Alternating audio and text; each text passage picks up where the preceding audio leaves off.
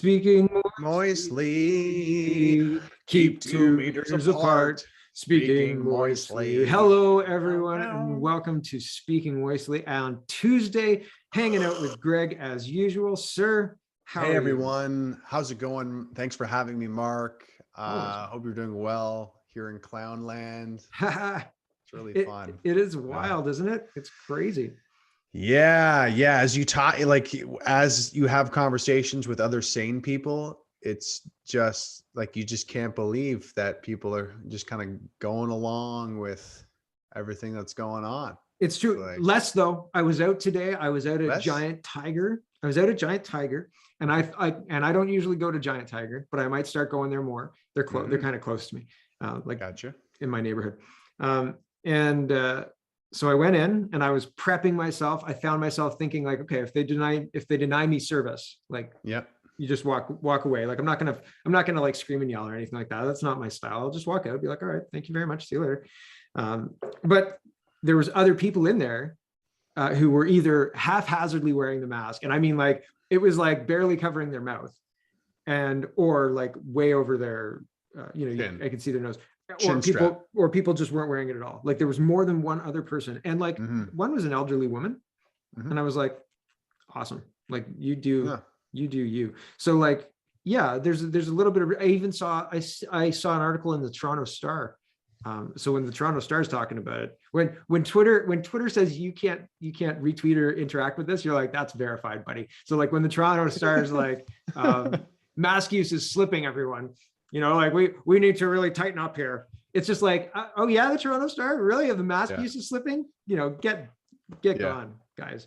So I'd like to believe that what's happening is Canadians and the Canadian unconscious is collectively saying like, the fucking winter's coming. I want to have a good Christmas and just enjoy myself. So I think we're done here. A lot of us got, I think a lot of us got double jabbed or whatever. So I think no. I think whatever you want next, I think no. I think we're done here. I actually caught up with my one friend, and that was his basically sentiment. He's like, I think people are done with this. Pretty well gone away by February. And I'm like, I hope you're right, man. Right. I hope you're right. Let's go with that. Sure. So we were talking just in the green room, and we were talking about Randy Hillier's new party. The new blue feud has, I don't know, kind of burned out. People still try and talk about it, but they've got like one badly written piece that's really kind of not worth paying much attention to.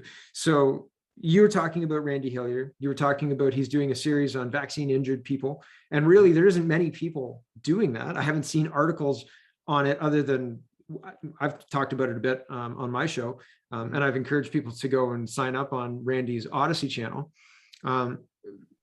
He's building his party, and they're barreling into 2022. What do you think it's going to look like? Like, do you think that it's shaping up to have a lot of PPC, like former PPC candidates who ran federally to run provincially, or are you going to run? So what is it going to look like? And just like real quick on the whole, like True Blue versus Randy thing. Like, I think they should duke it out if they want. Like, let's I want to see who brings the best rhetoric to the table, who brings the best kind of most provocative, not necessarily provocative, but like just effective. There is so many angles that you can approach the current reality that we're in. Vaccinating children's as young as 5, people losing their jobs because of mandates. Like, there were so many electric, explosive pieces of rhetoric or stances or slogans that you could go after here. Yep. And it's like, if you want to perform, let's see what you got. True Blue. Let's see what, and you brought up the vaccine injuries, and that's something that Randy is going hard on. He's interviewing different nurses and people who have had adverse events. And it's like, I don't know anyone else in the country who's doing this. I agree with you. And it's very great to see that. And my personal perception, my suspicion is that Randy just really, he's like, I'm going for it. I have this seat in the provincial parliament now. I've gotten kicked out of the old Conservative Party, so I might as well go balls to the wall and really say what's on my mind and really, and like, what better time than now? Yeah.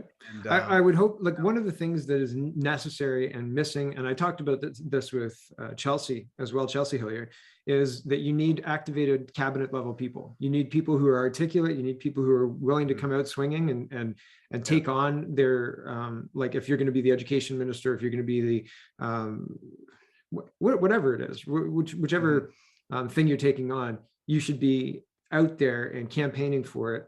Not necessarily campaigning for that, but taking on that conversation, letting people understand what you do, right? Yeah. So and now is the time for strongly worded language. Yes. And to really be firm and clear with how exactly it is we feel and what exactly it is we're standing for. Because, I was talking to a friend earlier today, and they're like, "Oh, well, aren't you afraid that this is going to taint your reputation?" How much longer are we going to wait around until we really, make a stand for something? Like, this is it, folks. If you're looking for a sign, this is the sign. This is your sign to stand up for something. Yeah. Well, right. I mean, the thing is, like, what that, it's kind of not a threat, but it's like, if I didn't not understand what that meant, but like my reputation to me matters to me, what my kids think of me and my family. You know what I mean? Like, these are the things that matter to me. But like what Joe, somebody on the street, thinks of me, if they disagree with me, it's going to be hard pressed for me to care a lot about that. But no, that's a great point, because it's like, oh, the CBC called you racism. They called you racist. It's like, wow, right. I don't really respect anyone who listens to the CBC, quite frankly. But that's not the point, Ro. That's what I mean. It's like a threat, because now that is used to paint that person with a target, right? And like, they're trying in the States, Antifa will target houses with American flags on it. On them, right? Because they're supporting Trump or whatever, right? America first, or I think that's the Portland brand of Antifa, but yeah, it's pretty bonkers. Yeah, exactly. And so, like, how many of those guys are in federal court up on charges for whatever, for burning down post offices, right? Exactly. But Rittenhouse is there, right? So like, that's a little wild. So like, to me, it's there's threat in that smear. You know what I mean? Like, it's no longer like your reputation. Isn't measured, just like, oh, are you a good person? And like, your family might not like you and might not invite you to Thanksgiving dinner. They're trying to hijack that for pushing people to get vaccinated. But the real threat, if you're targeted, if you're big enough to get targeted by, like, the media and things, then the real threat is somebody's going to, I don't know, Antifa you. I don't know what that looks like exactly. Like dox you and basically create circumstances to have real world consequences for simply having an opinion. Right. Exactly. That doesn't fit. But what I want to say to that is, think about the very, very many small decisions that people are making right now, and the kind of the mini ultimatums that are happening across the country, because it all comes down to this exact same sort of ultimatum, which is like, well, you don't want to ruffle any feathers, do you? Don't you want to just go along with the herd and like have things be safe and be able to live your life and not have to have any risk and have your income be fine? Yeah. Well, the rhetoric, I don't want to ruffle any feathers. I better just the rhetoric's changing. My head down. The rhetoric's changing though now, right? Like, it's no longer like now the rhetoric, I just noticed today, it's, by now, if you haven't been vaccinated, like that's on you. So, people who can't be vaccinated, they have my sympathies. But if you're unvaccinated and you're eligible to be vaccinated, well, that's your choice. And now the consequences of that choice are going to be made apparent. Like, that's the kind of shift in the rhetoric. Because before it was just like, well, you're going to be excluded from society. And now it's more an active thing. And I think it's just another step, right? Mm-hmm. So you were saying that you wanted stronger language for pushing back, and Randy's not necessarily stronger language, just simply strong language. Mm-hmm. Which disagreeing at all with anything that's going on, which is the same thing, I guess. No, but it's there's a big opportunity here when it comes to True Blue versus Randy, when it comes to PPC versus Conservative Party. There is a big opportunity for Randy's leadership and Randy's party to really show the rest of Canadian conservatives how it's done. Well, there's no opposition. We could be Exactly. The people who sign up to do this could be the opposition if you behave that way. If you say, listen, you let us get into government, if these guys beat us, and not sure they would, but whatever, if in a fair contest, but they've got a lot of money. So do the NDP. But if they beat us, and we get in, we'll hold them to account better than the NDP. Because I'd love to win, but I've been through 2 elections supporting the PPC, and I understand what we're looking at. So that's difficult. But yeah, man, I'd love to see an activated full opposition that is like a real government in waiting, because the NDP, they're calling for, well, did you see the Liberals' plan? I talked about it on my show today, but the Liberals' plan is like more vaccinations, more ventilation, and I can't remember the last one. They want to bring parents in for education sessions they want 5 to 11-year-olds vaccinated. And if you don't want to get your 5 to 11-year-old vaccinated, you have to have an information session about like the dangers of vaccination or the dangers of not vaccinating, et cetera, et cetera.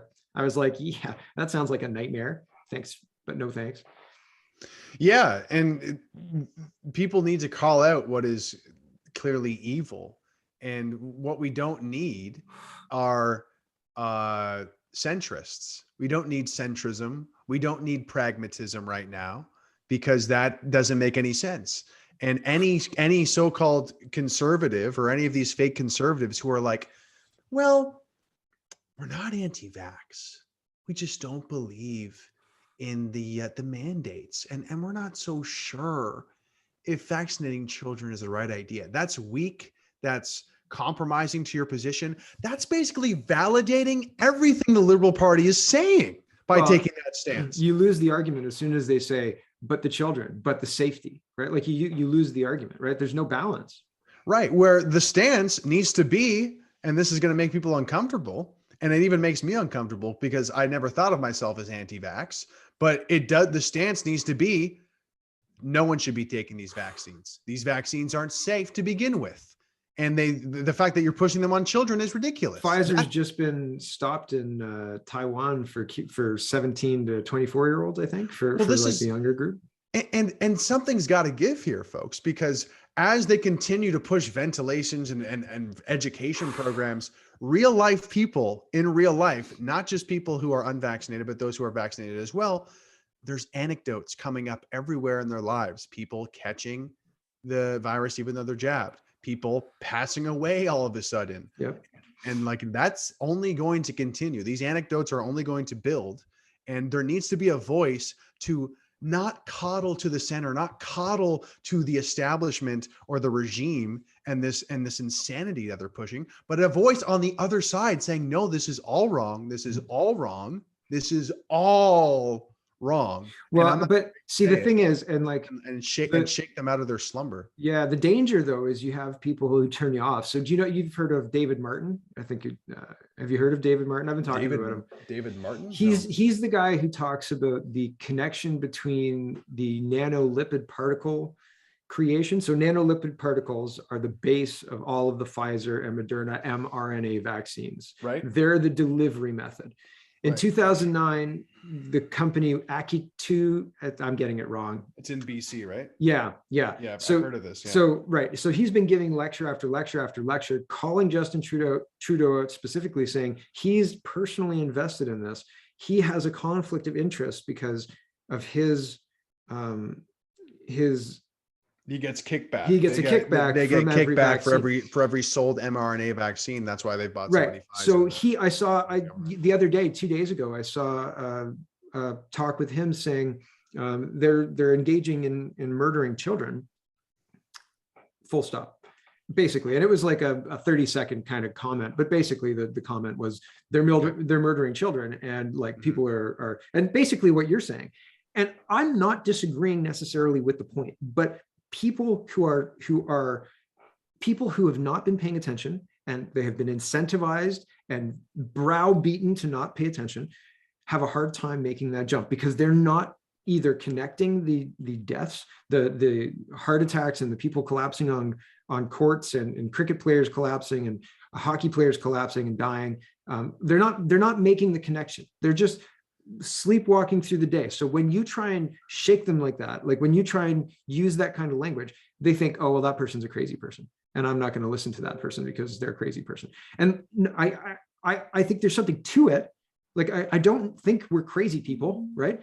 And I don't necessarily think that David Martin is a crazy person, but I think that the method of communication, the way, because I think that the compelling, like, he's got lots of compelling stories that are going to get people on his side. And if he can prove them, and I think he can prove them, he was showing the proof for the connections with the nanolipid particles, making that extra jump just to, I don't know, wake people up or shock people into seeing things the way he sees things. I think it's better to just speak truth. I think it's better, rather than to say they're murdering children, I think it's better to show a 4-minute montage of headlines where children die. That makes a bigger impact. And you go, holy crap. Like, you know what I mean? Like, there was 2 minutes of clips of younger people, and I showed a minute of it, and I was like, wow, that's like more than I thought. But yeah, sorry, I've been talking for too long. Go ahead. Well, but that's essentially the same thing, what you're describing. Showing a bunch of young people dying and saying it's murdering children is the same thing. Is it an exaggeration? Is it cherry picking certain scenarios and summarizing it and building a certain story that sort of supports your perspective? It does, but it's the same thing effectively. You can tell them after. Tell them after. You can lead a horse to water, but you can't make it drink. Right? Like, you can bring it there. So, but I think that there's something that happens. You have to discover. What you're getting hung up on, though, is, how many people actually vote. Okay. And you are not going to convince people. There are certain people who are not going to be convinced, and we shouldn't be trying to convince those people by having this stronger rhetoric and this stronger language. First and foremost, we empower everybody who supports us. We empower everybody who thinks like us, and we embolden them to speak up and to speak up with their beliefs. And, more and more crazy people are being emboldened, and they're so crazy. Then that middle might be like, well, you know what? They actually seem less crazy than you guys. Like they're actually making more, like this idea that everyone is going to be convinced of the right campaign. No. Don't think of it that way. You have to think of it unfortunately, in a divisive way. It is us versus them, and certain thems will never be converted. Right. But I think that that's right there is kind of the key, right? Like, you have to acknowledge that even if Hillary Clinton is a monster, right? Convincing everybody that Hillary Clinton is a monster is going to be difficult. So that's a bad tactic, right? So lock her up. Right? Like, get that chant going. But I'm just using that as an example because it's just, what do you mean? That's what Trump did, and it worked. It's so divisive, right? What do you mean it worked? He locked her up? He didn't lock her up. He just took the White House from her. He won. Yeah. By using these like playground tactics, crooked Hillary, lock her up, like these little catchphrases, branding. But Trump's great at branding. Worked. But the childish and crude is not childish because it appeals to just children. The childish works because it spreads easily. Simple. Right. Like a simple, clear. Right. Exactly. Yeah. Exactly. Like there's very little thinking involved. Crooked Hillary murdering children. Simple. Right. Clear. But it doesn't, but it gets ignored. Crooked Hillary caught on because there was evidence that she was crooked, but it wasn't enough evidence to convict, but it was enough to convict her in the public eye. I can agree with that. I can agree with that. So I'm not saying they're murdering children is necessarily a good slogan. Right. And that's fundamentally what I'm getting at, because we don't want to turn people off. You don't want to go so extreme that people get turned off by your rhetoric and think like you were saying, like, well, this person sounds less crazy than you do. Right. So like, I'm going to go listen to them. Right. So that's what I'm saying. I think that there are things that need to be dealt with. But going about it that way, when you have especially David Martin, when you have so much other ammunition that you could just lay it on. And like, you bring that horse to water and you're like, it's good water, yo. And then you show the horse other horses drinking water, and then bam, the horse drinks water, right? But well, you're kind of, I think they just have I hear what you're saying, and to an extent, I agree. However, you're also contradicting yourself, because you're saying, well, we got to just tell the truth. But you're also saying, well, we can't say too much of a truth that might be too traumatizing to some people. And I'm of the faith now. Here's why though. Here's why. I understand. I'm sorry I'm interrupting you, but I'm going to interrupt. Because if you read the last story, if you read the last page of a story, like if the first page you read of a story is the last page, you don't care. Right? Like you don't care. You're not invested in it. Right? Like, so you have to bring somebody up to speed on the story. It can't just be like Darth Vader is Luke's father. You're like, what? Like, who can, what? Okay. Like, right. But after you watch those two movies and you're like, oh, right, now you're invested. Now you've gone through these things, right? Like there's a difference. I think there's a difference. No, you're thinking of it differently though, because it's not the last part of the story. It's rebranding what the story is entirely.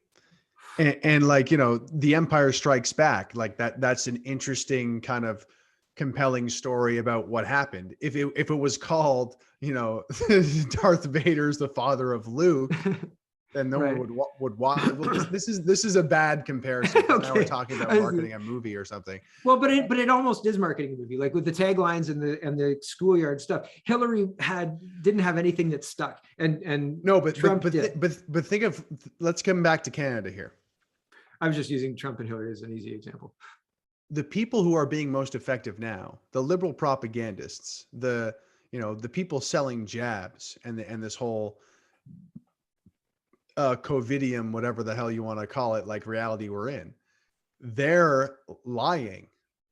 Yeah, they're lying. But they're lying. They're lying, and they have these simple phrases: "Just get jabbed.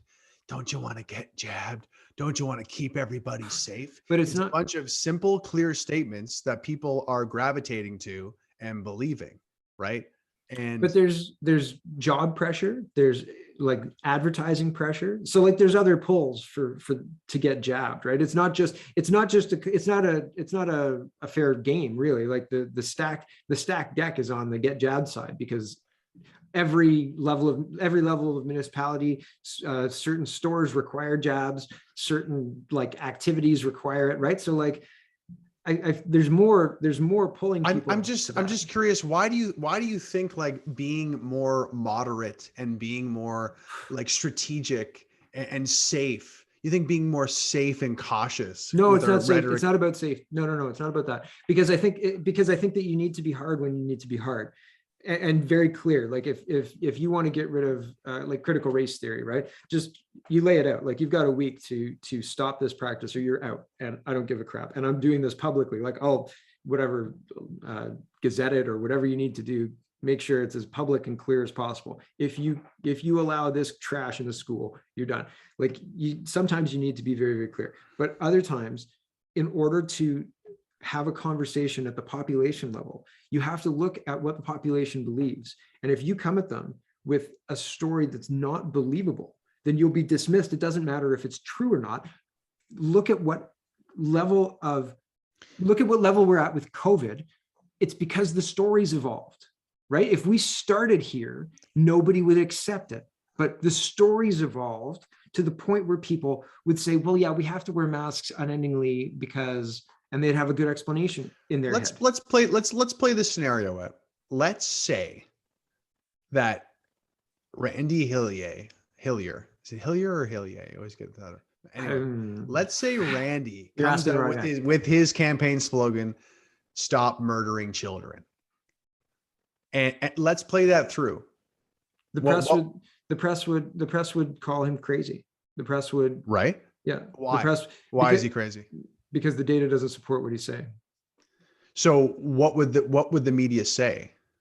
The media would highlight the data that downplayed children and because the connection between hold on, I'm answering your question. Okay. Because the connection between vaccine injury and death and the vaccine itself is not provable beyond a reasonable doubt. I don't think it would stand up in court. If you were like, I'm suing you, Pfizer, because you killed my son or you killed my daughter or whatever, with your vaccine, it wouldn't stand up. And most people, I think, would come to that conclusion. So if you say this thing is doing this thing and most people don't agree, it's not compelling, right? So it's not, so I would say if they come out with that campaign slogan, they're not going to win. That's what I would say. I would say that a compelling campaign slogan speaks to the economic ruin. We're going to restore your rights and return to sanity. We're gonna make sure that you can go to work without a vaccine passport. We're gonna make sure that employers don't have a right to fire you when you're healthy because of medical choices that are yours. We're gonna make sure critical race theory doesn't eat our children. And you know what sucks about that? The media wouldn't cover that slogan, but the people would believe it, right? And you can that's not a slogan. That's not a slogan. That's just a guiding. That's not a slogan. That's just a guiding backbone, right? Like the slogan, like Crooked Hillary, Lion Ted Cruz, like all of these things are to deal with specific marketing at specific times. It's so fast, and the reason Trump was good at it is because he was funny. Like my brother comes up with nicknames that I could never come. Like I don't know how he does it. It's just like a natural thing that he does that is very funny and good. Like he's really great at it. But I can't come up with nicknames for the life of me. But Donald Trump can like brand somebody, and he's got like so maybe the murdering kids comment would be like a throwaway comment, because that's another thing that Trump does very well. Is he leaves little breadcrumbs in his statements, and the media will just pick up like one part of it and then run with it, right?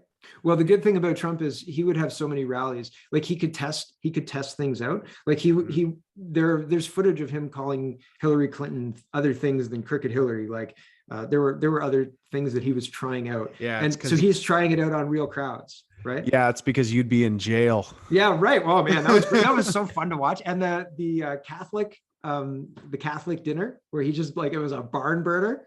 That was so much fun to watch. I saw that one. Oh my goodness. Funny. Where he said, we all know it takes a village to raise a child. So Hillary took a hold or whatever. But when it comes down to this political battle that we're in though, what I'm trying to emphasize here is, for anyone who is a dissident, for anyone who is right wing, you can't win and it being neat and nice. The only way you win, it's messy. It's horribly messy. And it's horribly smears. Like you only win when the mud is being slung at you constantly. Oh yeah. And they're constantly trying to bring, like, that's what winning would look like. Well, 50% of this idea that we can somehow sneak through and the media will actually take us seriously and the media will actually like our, like that's not going to happen, guys. No, it's not going to happen. No. So, and that's why, when I say, oh, let's say murder kids, I'm bringing this up as a thought experiment to get people thinking of like how we need to really think outside the box here in terms of what is strong language? What's it going to be? What's going to be the rhetoric? How can we kind of like stir things up as much as possible? Because I'm trying to really encourage people to get away from this cautionary, pragmatic centrism. Well, most Canadians might agree with this. And I even agree with that to an extent. However, we need to look at the game and how it's played with headlines, with lying media, and we need to game the media and play them like a fiddle in order for them to cover. Trump did that. Get us into. Trump did that. Yeah. And I don't understand why anyone would hesitate to not look at the Trump playbook. Oh, because we're not Canada. Dude, we're dealing with all of the same problems. Of course, Canadians aren't Americans. Trump isn't insert Canadian politician here, but there's a reason why it was successful. There's a reason why he won. And those same principles apply in our situation. Right. But he had a message that resonated with a lot of people. His message, and maybe that's what I'm mainly talking about. Like his slogans were regional, even, like Crooked Hillary played well in New York, but didn't play so well in like California, where something else like the border wall stuff would play better, right? And Trump was a master at doing all of that too. But I think that the having a message that speaks to the real concerns of people is paramount to being able to mudsling and to get media. I think that word of mouth, if you hear about, the Freedom Party or whatever party it is, the party that is created, PPC, whatever it is, and you're excited enough to tell like 2 or 3 of your friends, then that's better than a media hit piece, because the media is not going to, like, first they laugh at you, then they make fun of you, then they ignore you, right? Like, I've been ignored for years, like, whatever, it's fine. I'm still winning. Being ignored is way worse than a hit piece. A hit piece is way better.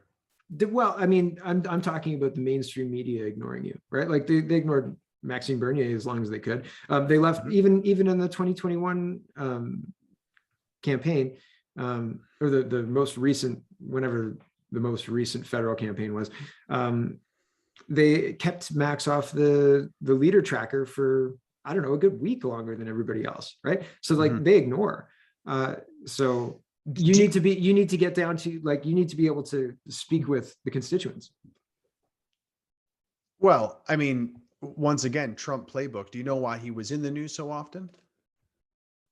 Well, he would put out press releases and stuff, like, yeah. No, but why wouldn't they just ignore him? Because he upped their ratings. Right. And how did he do that? By being interesting.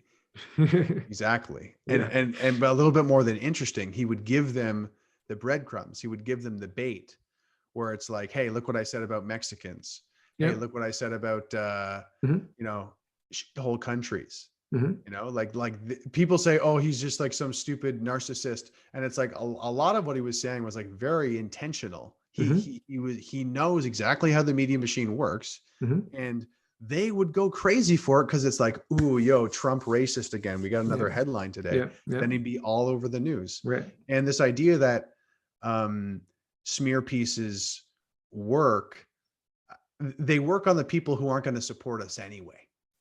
And I think that's the key. Yeah. They work on the people who are not going to support us anyway. For everybody else, they're now talking about it, and maybe they're even looking into it, and maybe they're considering and trying to find out more to the story.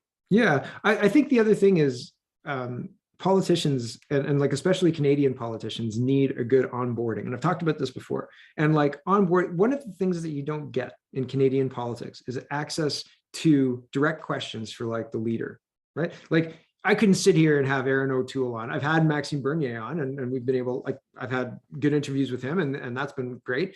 But like in the federal party, getting like FaceTime with ministers and things, that's a little bit difficult. So you could have a situation where, like, if somebody donates $10 or whatever, like to onboard somebody, you could submit a question, and at the end of the week, the leader will answer those questions in a video, and then somebody could cut it up and email those people and then use that as content. But like they're lacking a good onboarding machine. They're lacking a good community building machine.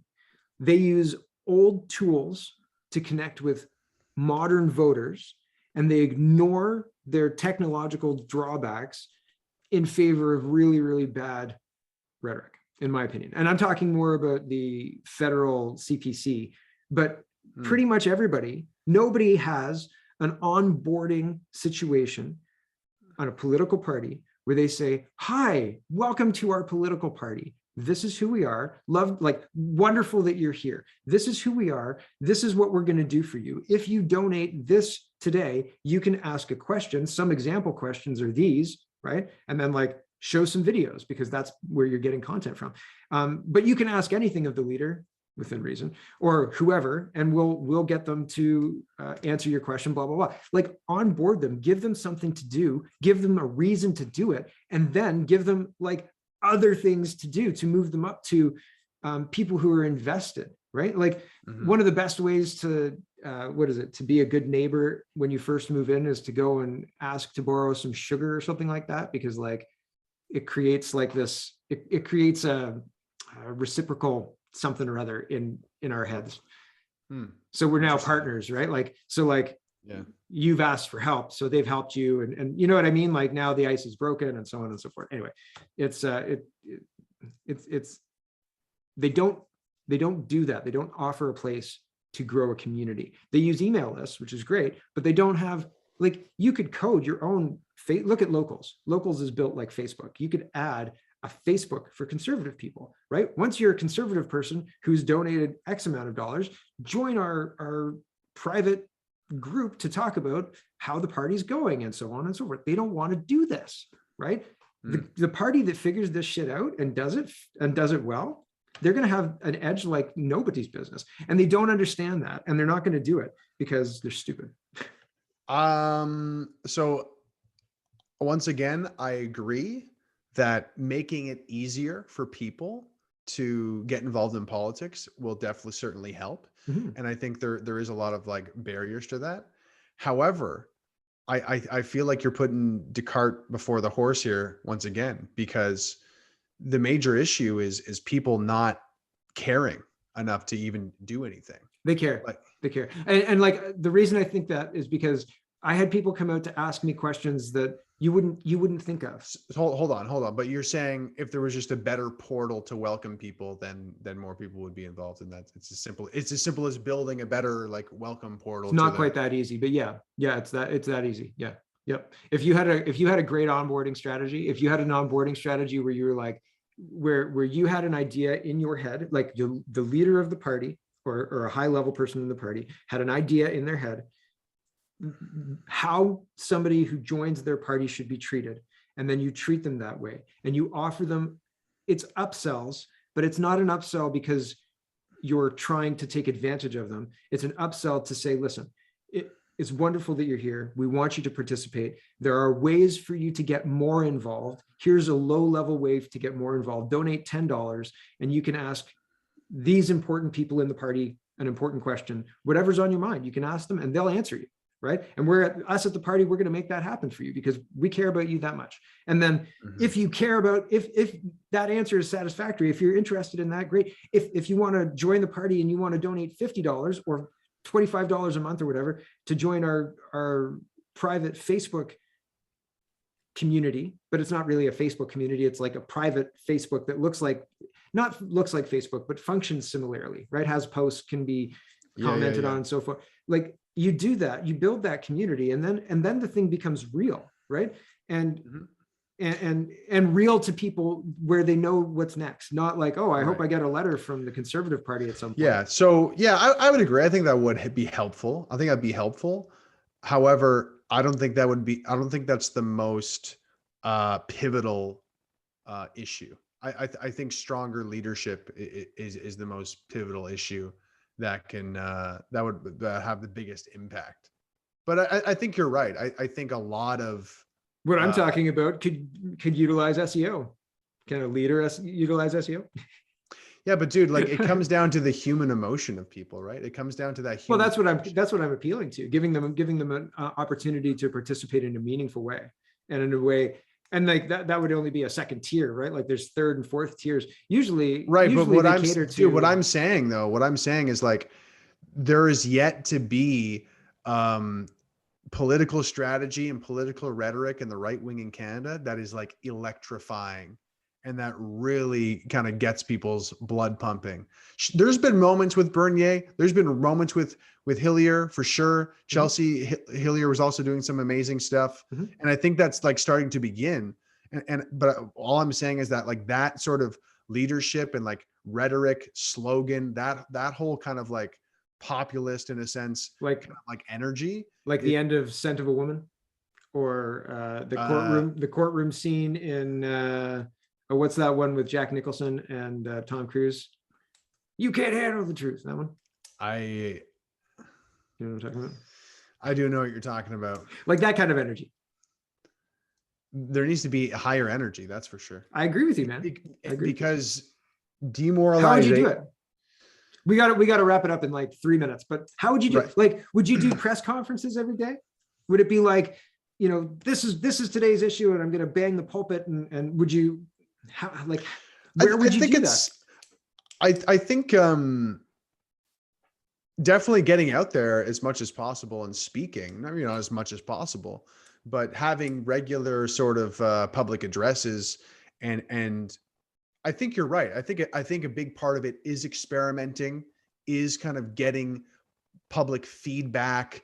Did people like that slogan? Did people like this slogan? Kind of testing things out with certain groups and seeing what resonates. And then once you know what resonates, make propaganda. Yeah, do a bunch of it. Make very good videos. See, and I am very powerful videos for me. Promote the out of them. Okay, so if you go to a place, and let's say you go to downtown Guelph, and then you go to downtown Fergus, and then you go to downtown Waterloo. Fergus, whoa, Fergus, downtown buddy. Fergus. I just got the bright lights everywhere. It's crazy. But that's exactly my point, right? So you say you get 15 people in downtown Guelph, and that's a good turnout. In Fergus, you get 5, and then in Waterloo you get 25, right? Yeah. What if you had a good onboarded group of people? What if you had a good group of maven people who were like, I love this party, I love what they're doing, and you put your speech out from Guelph and Fergus and Waterloo, you do it still, and you get those 5, 10, 27 people, 30 people, you get all of them, but you also get all of your mavens activated, and you make the speeches not the same,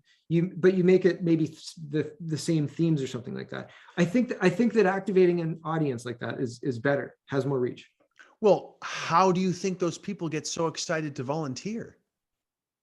But they're not volunteering. They're volunteering by virtue of signing up for, like, you have to give them something to have them churn it out for you, to have them share it among their networks, right? Right. But what I'm asking is, like, how do you think people get excited to even get involved with politics to begin with? I think Canadians get excited because they of the encroachment on their lives. I think Canadians want to be left alone, and they get motivated when a politician pushes into their life in a way that makes them uncomfortable. Canadians aren't proactive that way, in my opinion. Well, and maybe that's the problem. Maybe that's exactly the problem then with the right wing in Canada, because on the left you have people who are like, I want to fight for climate. I want to fight for this cause. I'm going to skip school and make signs and become a little communist. And all we have is this sort of reactive, oh, well, a bunch of crooks run our country, I guess we got to do something about it and hand out these flyers. Like, this is what I'm saying. We gotta like we gotta create technology. We gotta create our own moral framework where we are fighting for. We have to fight for the family in some way. Yeah. But I mean, like, we're in a country right now that makes fun of people for fighting for the unborn, let's say, right? Like Laura Lynn, TT, and but dude, once again, you're focusing on the liberal framework. We're talking about the people on our side, the people who believe in what we believe in. No, I know that. On what all these, like, demented liberals are thinking, because that's not us. That's not what we believe in. And although that's the popular, like, cultural zeitgeist that's on TV, we can't get stuck in that and try to cater or pander to that. That's exactly what the Conservative Party is doing, and look at them. Yeah. No, but I would love an idea of how to bring about a conservative or a framework that looks like what the left has done. They're murdering babies. Come out now to save the baby. That's too far. That's all it is. I think people don't get it. Save the children. Save the children. That might be the title. The country. Save the children. Vote for Randy. Let's take back Ontario. No more critical race theory. None of this policy. You don't need to know my policies. Okay, I got great policies. Okay, you don't need to know my policies. My policy is you're fired. Yeah. Not you. Like literally banging on the podium and yelling. That's it. That's all Randy needs to do. Can you imagine? No, because they're gonna, I think just be like, I think because they'd vilify him. They'd vilify him, and it would not be good. Bro, that's already happening. What do you mean? You're being vilified right now for not having the jab. Oh, they're gonna vilify us. Yeah, too late, man. Yeah. What do you mean? They're gonna vilify us. It's gonna be effective. That's what I mean. It's gonna be effective. Media branding us is not good. Like, you can't give in to that fear. Like, for somebody who's been called racist plenty of times for running for the PPC, I thought you would know this by now. Like, no, I do, but it's one of those things where it is, how do you, because you have to get through that noise, right? Like, what's his name? Bannon showed up for his, he was indicted, showed up. He said, you know, like signal in the noise, this is noise, right? So how do you get through, the noise to broadcast it's the right signal? And that's the crux of it, right? And I mean, if you could solve that problem. As long as the majority of Canadians actually trust or don't completely dismiss, I should say, the mainstream media, then, you know, we're never going to win. And if you look at the States, a lot of people just simply do not trust the mainstream media anymore. Well, I don't see how they're not trustworthy, but neither are elected officials, and neither are health, like public health. I'm talking about Canada. No, and there's a lot of like mushy Canadians who are just like, oh, well, the CTV and the CBC said this. Like, as long as that sort of trust is still there, or maybe I should say, we need to sever that trust. And part of that is going to be, you know, elbowing and forcing our way into headlines to have them, make them smear us, and then have people discover how dishonest those smears are. This is exactly what happened with Trump. And that's exactly how the distrust happened. Like he made that happen by making a mess.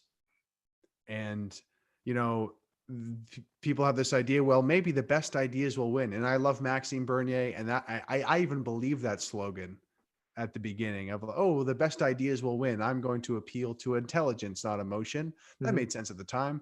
But now I've realized how politics actually works. And we need to make a mess. We need to make a mess. And we need to be better at appealing to the emotions of Canadians, of our Canadians who are actually going to fight for us. I feel like we're talking in circles now. No, I think, well, I've got to go anyway to get my kids, but I thought I was going to end it there, and I thought you brought it to a nice close. So yeah, man, it's okay to see things differently. I think that we do see things a little bit differently, but that's all right, man. Like, that's the whole purpose of this whole show, right? If we agree, I'm going to see you this holiday season, and we're going to have a Festivus and like have a I hope so. Wrestling match. We're going to have a wrestling match. Yeah, you know Festivus. Oh, Festivus, yeah. There's like a feat of strength, I think. We should put together a holiday song.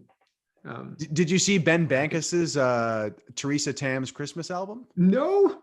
Oh, I'll send that to you. Okay, you have to send that to me. Yeah, for sure. Yeah. I like parody Christmas songs. Well, I mean, some parody Christmas songs. He did it really well because he's like, oh, there's a Christmas album from Teresa Tam, such as this song, and then it like cuts to each song. And it's like two lines from each song. Yeah, that's wonderful. Okay, I'm looking forward to that. I'm gonna put that on Locals. I think it's only on Instagram, but I should tell them to upload it on YouTube. Yeah. Cool. Yeah. Okay. I'll put that on my Locals channel.